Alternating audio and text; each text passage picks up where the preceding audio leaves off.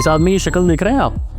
इसने online betting games खेल के 1,20,00,000 रुपए कमाए। अपनी जमीन बेच दी, अपनी बाइक बेच दी, अपनी कार बेच दी, जो भी था घर में सोना सब बेचकर ये बर्बाद हो गया। अब इसके अकाउंट में एक भी रुपए नहीं। अब इस लड़के को देखिए आप, इसका नाम है ऋषभ। इसने 12 लाख रुपए उधार लिए फ्रेंड से गेम्स खेलने के लिए ऑनलाइन।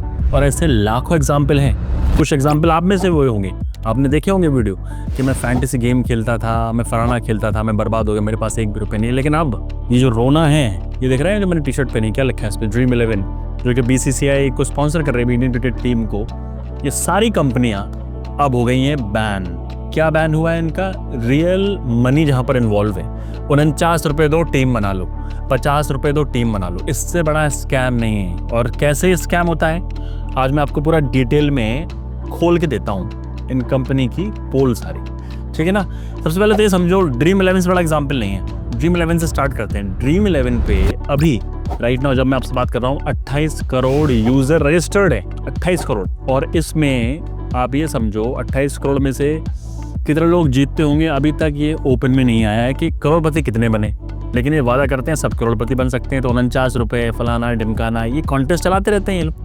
लेकिन एक फैक्ट सुनिए आप, अगर आप ड्रीम 11 पे टीम बना रहे हैं तो उसमें 36 लाख टीम बन सकती हैं, अगर जो मेगा कॉन्टेस्ट जो होता है। और उसमें से आपकी टीम जो आपने बनाई उसकी जीतने की संभावना है 0.0000025%। और अगर आप 20 टीम बना रहे हैं तब आपके चांसेस तब भी मालूम कितने? 0.0000055%। मतलब इससे ज़्यादा चांसेस आपके बांग्लादेश, पाकिस्तान, हांगकांग, कीनिया के प्रधानमंत्री बनने के। हांगकांग तो हटा दो, चाइना में आता है वो, तो गलती हो गई है।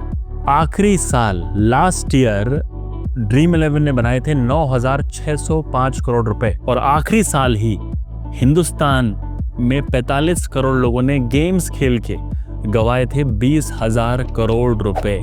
मतलब ये जो लत थी वो बद से बदतर होती जा रही थी। सुसाइड हो रहे थे घर में, लोग मर रहे हैं। अभी जब मैं आपसे बात कर रहा हूँ अभी भी काफी लोग फैंटेसी गेम में बैटिंग करके ऑनलाइन, रमी, कितने सारे हैं, रमी है, फलाना कैसीनो के गेम जो चलते हैं, बैटिंग ऐप जितने भी हैं, वो मेजॉरिटी हिंदुस्तान जो टिपिकल लोअर मिडिल क्लास के यंग लड़के बच्चे या बुढ़े जो भी हों, सबको बर्बाद करने की राह पे लेके जा रहा था। शराब से बुरी लत है। अब इसीलिए जो नया रूल आया है, गवर्नमेंट ने एक बिल पारित किया, लोकसभा में गया, राज्यसभा में गया, हर जगह पारित हो गया। राष्ट्रपति ने भी इस बिल पर मोहर लगा दी है कि अब कोई भी ऐसी चीज़, कोई भी ऐसा ऑनलाइन गेम नहीं जहां पर पैसा इन्वॉल्व होगा, वो बैन है। तो चाहे ड्रीम 11 हो, माई 11 सर्कल, जो भी ये जितने भी ये हैं, जितने भी सट्टा खिलाते हैं, वो सब अब बैन है। इनडायरेक्ट वे में सट्टा ही खिलाना हुआ भाई, ये जहाँ पैसे की लालच देती ना, 49 रुपये 49 रुपये। अब आप सोचो कि 49 रुपये दे के ये बोलना है ये स्किल का गेम है। अरे भाई, जहाँ 0.00006%, 5%, 2%, 0.00000 मतलब लाखों करोड़ों में 1-2, वो भी गारंटी नहीं किसको जा रहा है, किसके अकाउंट में जा रहा है, किसी को कुछ नहीं पता।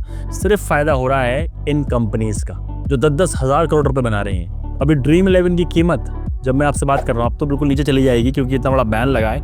लेकिन इस बैन से पहले $8 बिलियन की कीमत है इनकी। $8 बिलियन सिर्फ एक कंपनी की, जो जिसके 200 एम्प्लॉयज है, सिर्फ 200 एम्प्लॉय। मतलब आप सोच के देखो, IPL जो कि इतनी बड़ी ब्रांड है, पूरा हिंदुस्तान देखता है उसको, उसकी अभी ब्रांड वैल्यू 18 बिलियन है।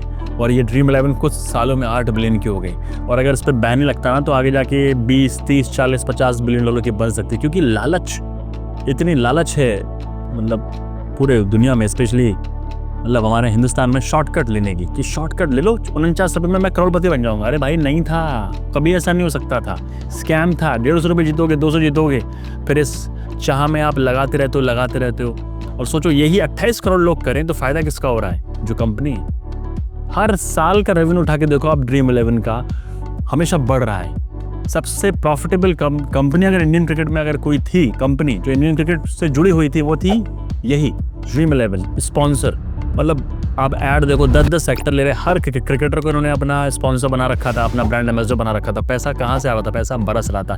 90% पैसा ऐसी कंपनियां कमा रही थी। कहाँ से? ये रियल गेमिंग से। मतलब आम जनता के 49 रुपये से सीधा मुनाफा, कुछ नहीं करना। 49 रुपये का लालच दो, 28 करोड़ लोग बेवकूफ़ बन जाएंगे।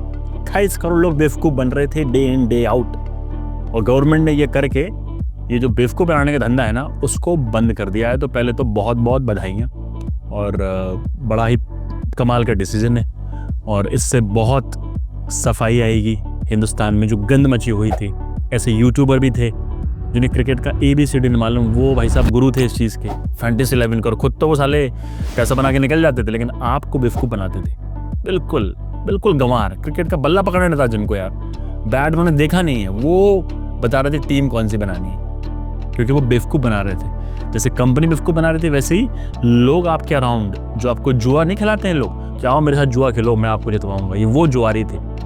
इन सब जुआरी को जो लात पड़ी है उसके लिए इंडियन गवर्नमेंट को सलाम है, कमाल कर दिया। तो अगर आपके आसपास कोई दोबारा ऐसा हरकत करता है या कोई बोलता है चलो यहाँ बैटिंग कर लो, ऑनलाइन गेम कर लो, फैंटेसी टीम बना लो, अब भूल जाओ ये सब करना, क्योंकि अब ये सब हो चुका है बैन। अब ये जो देख रहे हो ना ड्रीम 11 जो लिखा है इस टी-शर्ट पे BCCI की, ये भी हट जाएगा बहुत जल्दी। इसके लिए भी मोटी रकम दी थी, पैसा इतना था यार, बरस रहा था। सही नहीं करा इंडियन गवर्नमेंट ने इन सबको बैन करके, इंडिया के यूथ को बचाया है, इंडिया के फ्यूचर को बचाया है। मेरा ऐसा मानना है, देर आए पहले कर देना चाहिए था, लेकिन दुरुस्त आए हैं। आप बताइए कमेंट करके कि आप भी खेलते थे ये सब। अगर आपने पैसा गंवाया है तो शेयर करो लोगों के साथ, और कभी ऐसा मत करना, मुझे फॉलो करते हो तो कभी ऐसा मत करना, क्योंकि आज के बाद मैं भी कभी जो भी कंपनी मेरे पास अगर ऐसी आएगी प्रमोट करने के लिए, कभी नहीं करने वाला मैं, ना मैंने पहले करा है ना आप करूँगा। सिंपल।